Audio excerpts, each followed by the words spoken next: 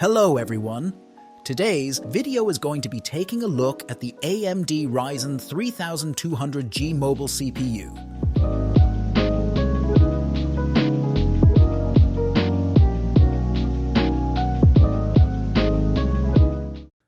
I know this is technically an APU due to having a built-in GPU, but I will be using a AMD RX 580, just so for a fact we can see how this CPU will perform. Because there is no way that this GPU will be a bottleneck for this CPU. The power supply is really not important for this video, but it is a 500-watt cooler master power supply pulled from e-waste. And just so everyone can get a basic idea of where this CPU stands, running a Cinebench render will tell us all that we need to know at this point. For some reason during the test, my AMD drivers decided to just crap out and restart, but the test seems to be fine. Now, I'm not going to be doing CPU-specific tests here, because most people who are buying this chip are buying it for gaming. And with the test done, as you can see, we are already not looking too great. But that is all render-based. Let's see how it performs in games.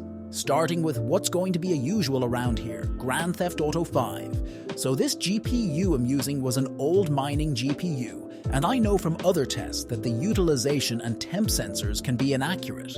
But in all honesty with the setting the game is running at right now, this GPU shouldn't have a problem at all. Almost all FPS drops you are seeing are from the CPU. Almost. All footage is recorded externally, so there is no hit on the performance of the game. What you are seeing is what the chips can do.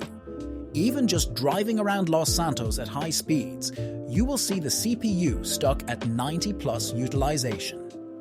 Make sure you have good cooling if you plan on using this, cause the stock cooler is barely going to cut it. We saw that from the Cinebench test. I also want to mention that if you plan to stream with a similar setup, have another monitor or a dummy plug in the HDMI plug on the motherboard. It will allow you to encode streams or videos using the integrated GPU, taking strain off your GPU and dedicated GPU. Getting into Cyberpunk 2077, and to be fair, this is set on the Ultra preset with AMD Fidelity FX set to balanced, motion blur off. And this benchmark really pushes both the CPU and the RX 580. Honestly, in some parts of this, it's hard to tell which is the bottleneck. This GPU is not a good choice if you want to play this at Ultra, but as you can see, all 4 cores hitting 100%. Yeah, you are going to have quite the bad time. Do not plan on playing this game on the CPU, at least not at these settings. Overclocking may help you slightly, but you would need better cooling. This is running a bad stock cooler.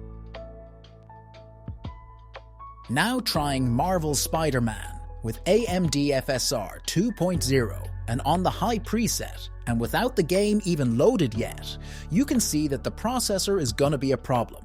The GPU is struggling too, but that CPU is really taking a beating as well. In case you didn't know, a lot of games are GPU bound, which means that if you want to game, you would need a good GPU and a decent CPU. This CPU will barely be getting you through.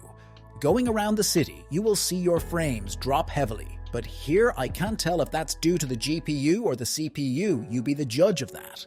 As you can see here, it actually halted the game to load everything. This has never happened to me, not even when playing it on PlayStation. The CPU was at 100% on all cores, so due to another project I'm working on, goodbye RX 580. Thankfully, this next test will have almost nothing to do with the GPU. Now, there are a few games that support this feature, and it's called software rendering. This is when basically everything you see is being rendered by the CPU and is passed along to the GPU for display.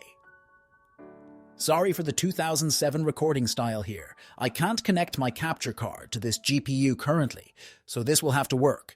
But the game you see here is Half-Life, and it's using the software rendering feature. Sadly, the on-screen display that tells me the FPS and temps doesn't work with software rendering. Using CPU ID hardware monitor open on the side, you can see this is not even a problem for this CPU. So, would this CPU be a good choice? Well, depending on the price you get it at, and the tasks you intend to use it for, possibly. I can't say a CPU that gets pegged at 100% when gaming at high ultra is a good choice, but it is for sure an option.